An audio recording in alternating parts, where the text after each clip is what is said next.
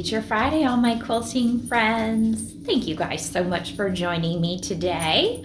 Today I am going to work on a little quilt block on this tiny little quilt that I've got, and I'm just going to bring you guys along for the journey. I'm going to show you just a couple little features that tend to go unnoticed on our robotic system. Maybe it's something that you don't think about being there, or something that you don't use often because maybe you're using something else.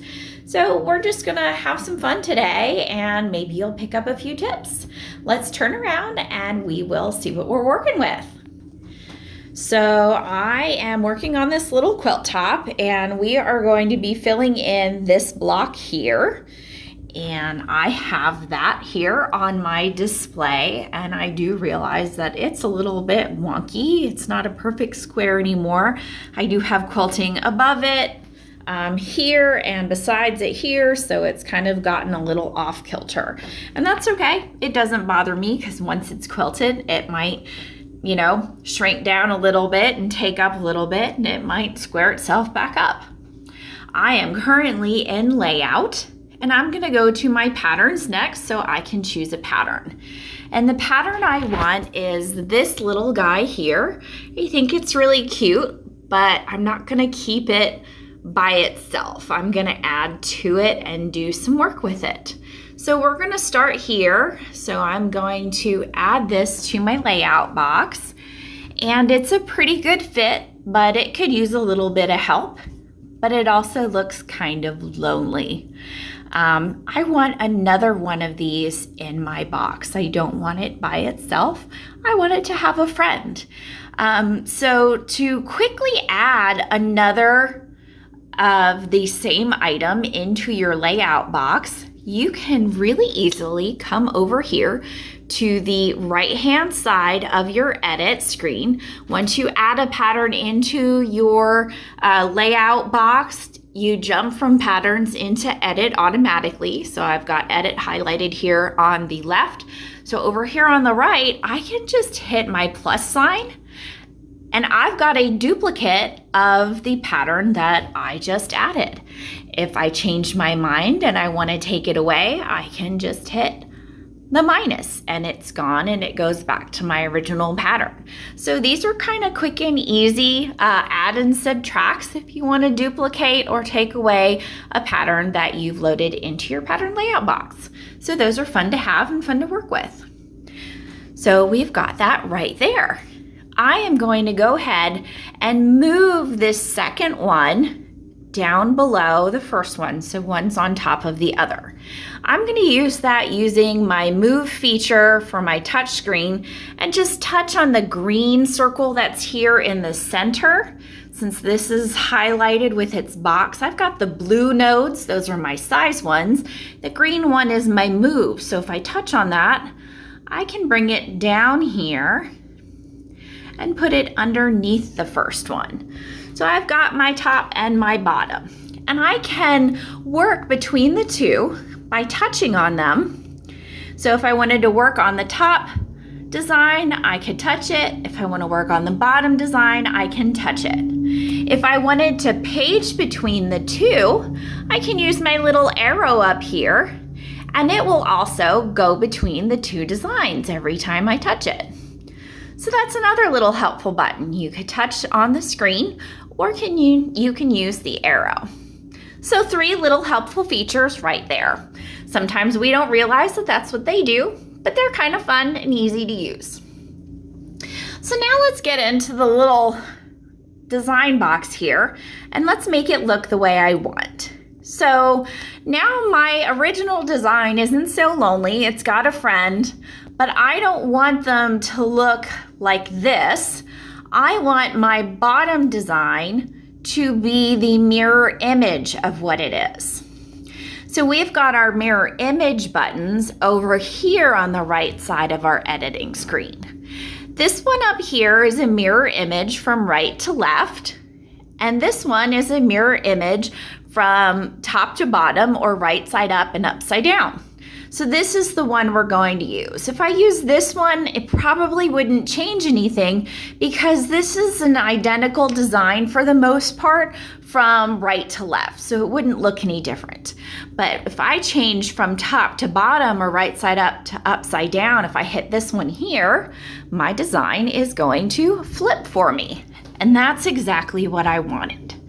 So now that I've got them in the direction I want, I need to work with my sizing a little bit and make them fill up my box a little bit better. See how this design's kind of outside here and I'm outside here. I've got a lot of space over here. So I'm gonna work with my blue nodes that I've got around my design, and I'll highlight this one and stretch this one out too. Just make them fit a little bit better. So I'm going to start with the one here on the bottom, and I'm going to touch my blue node on my side here and just stretch it out a little bit.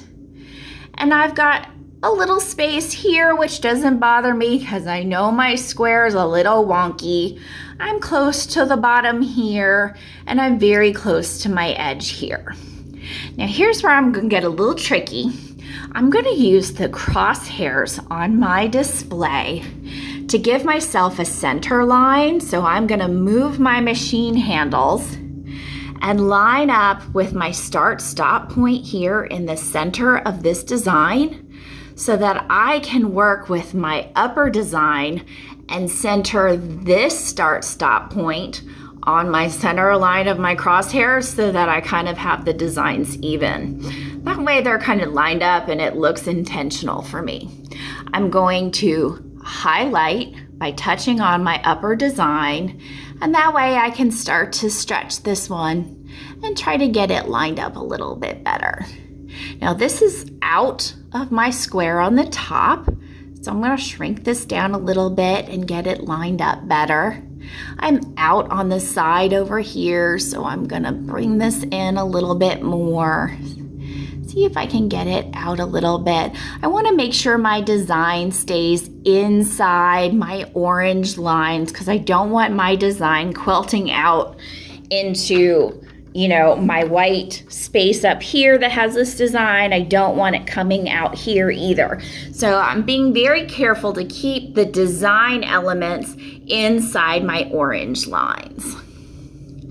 So I'm getting pretty close to having both my start and stop points on my blue crosshairs. So I'm doing good. I think this is looking okay. So my designs are pretty even. I'm a little off. So I'm going to touch the bottom one and see if maybe I can scoot it over just a little bit with my move function because I do have space over here just to get them lined up. So I'm going to move my crosshairs over so I'm lined up with the start stop point on the top design and just scoot my bottom design over just a hair. All right, and they are lined up. Can you see my start and stop points are lined up on my blue crosshairs? So those two designs look pretty even to me. So now when I stitch this out, the centers of those designs are going to look even in the middle of my box. I try not to be too fussy about everything. Quilting isn't perfect, and I definitely am not perfect, but I want it to look good, and I think this looks pretty good. I think the distance that I've got kind of between the top of my box where it's a little crooked and the bottom of my box is okay. So I'm gonna go ahead and stitch this out. I'm gonna go to my home screen. I've got my needle engaged, so I'm gonna go ahead and hit start. And I'm gonna make sure that my needle is in the up position so that I am not tearing my fabric. If my needle were in my fabric and my machine moved, it could tear my fabric. So my needle is up, so I can hit start. And we're gonna move into place, and I'm gonna get all of my prompts to get going. I'm gonna put you guys on hold for a minute and get this stitched out, and I'll bring you back. All right, everybody, we are all stitched out. So you can see we've got our two designs, one on top and one on bottom in the reverse, all done. I think we did a pretty good job.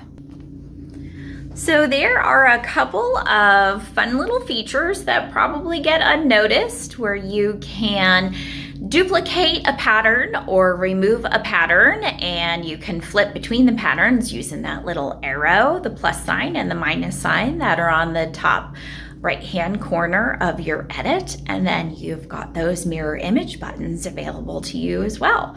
So there's no reason why you can't get a little creative and use the different options that are available on your Butler robotics system to try something new and use the design that you've got in your system and give it a little bit of creative new life and a new design for your quilt top. Thanks so much for joining me today, and we'll see you real soon. Bye.